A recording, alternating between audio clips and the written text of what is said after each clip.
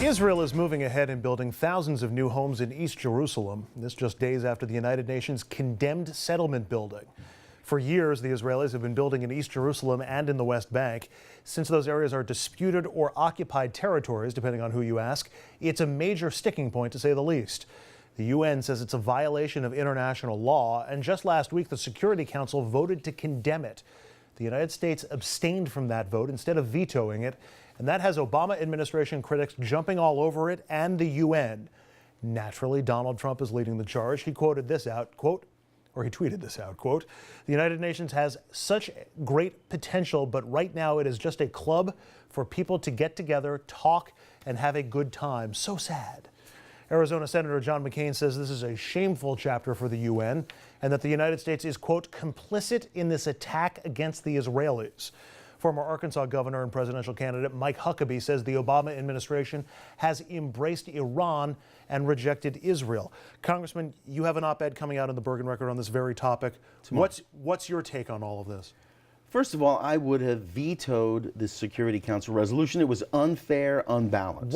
What's actually the impact of the Security Council condemnation? Well, considering that in 1980, the UN Security Council already said back in 1980 that they viewed these settlements in East Jerusalem and the West Bank as being illegal and without a valid recognition by the UN.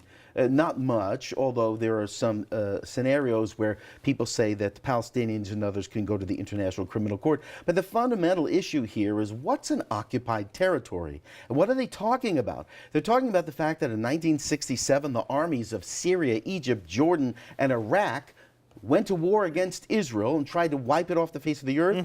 Israel defended itself, pushed these armies back, and set up security buffers in the areas where they could before the war ended in the armistice line. And those territories, those defensively won territories by Israel, have yet been unsettled in terms of ownership. However, the Israelis offered the Palestinians 95% of the land they wanted, and the Palestinians said, no, we don't want our own state if we have to live next to a Jewish state of Israel. And so the Palestinians have stopped negotiating. They stopped negotiating. So the danger of this UN Security Council resolution primarily is that it might encourage others around the world or the Palestinians to avoid direct negotiations with Israel, which in my view is the only way there will be peace between the Israelis and Palestinians. Not imposed by the UN, not imposed by anybody, but won and discovered in direct negotiations between the Israelis and the Palestinians without preconditions. The United States and Israel ostensibly supports a two-state solution, at least in principle, Israel does. Well, they've said it's part of their policy. Right, but then you take provocative steps like increasing the amounts of settlements in the disputed territories. Why is that provocative? Because you're placing the Israeli flag and settlements in areas that are disputed. They still offered the Palestinians more than 95% as part of an opening negotiating position. Right, but the Palestinians when they're not don't want peace with a Jewish state. But Israel's not getting what it wants, so it's trying to establish a beachhead in these territories. Look how much harder it's going to be to take this land back if we've got people living here already. First of all, Israel is America's most important ally in the Middle East. They are our aircraft carrier of strength and democratic values in a sea of totalitarian and terrorist regimes. So we need Israel. Israel needs the United States, and we should, as I hate to agree with Bibi Netanyahu when he said, friends don't take friends to the Security Council. Yeah, but friends are supposed to tell friends when they've done something that's wrong or that's harmful. This resolution was unbalanced and didn't serve any purpose. Well, then why all the hubbub about it passing if it doesn't serve any purpose? It did serve a purpose, but he was able to slap Israel in the face on the way out of office. That's basically what happened. Well, it wasn't a slap to Israel. By the way, Obama has given Israel, signed off on the largest military aid package in U.S. history, $38 billion.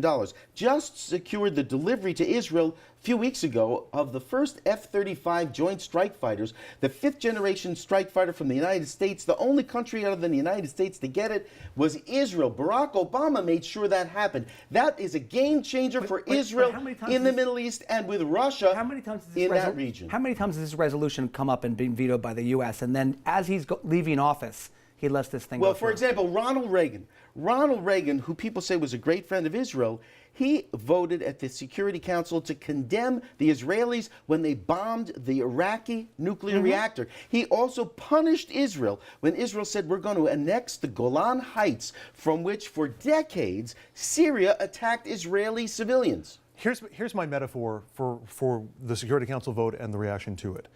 It's like an intervention when you have a friend who's got a drug or an alcohol problem. Everybody gets together and says, you need to change this. This is no good for you. This is no good for you. The United States, as the closest friend to Israel, joined that intervention with the vote on Friday, and said you've gone too far with it by abstaining and allowing the Security Council vote to pass. They didn't vote for it. And Israel, Jimmy Carter voted for it. And Israel and the Israeli supporters here who are bashing the Obama administration for it are saying, no. Just because everybody in the world is saying we've done something wrong, everybody else is wrong. What's wrong with my metaphor? The tunneling under the Israeli border, the shells lobbed constantly into Israel year after year after year after year. Israel has a right to defend herself, and that's she and this. I mean, this gives the world the perception that there's daylight between the United States and Israel, and that's extremely dangerous. The way people read that. There's only two ways to end a confrontation peacefully. One is to kill all of your enemies so that there's nobody left to oppose you. The other one is to form a negotiation and find a peace. The Palestinians have never negotiated in good faith. You're never going to be able to kill the enemy on this. It requires two to tango. It requires two to make peace. So the Israelis say we're ready to negotiate at any time with the Palestinians. We've already offered 95% of what they wanted. They rejected that several times.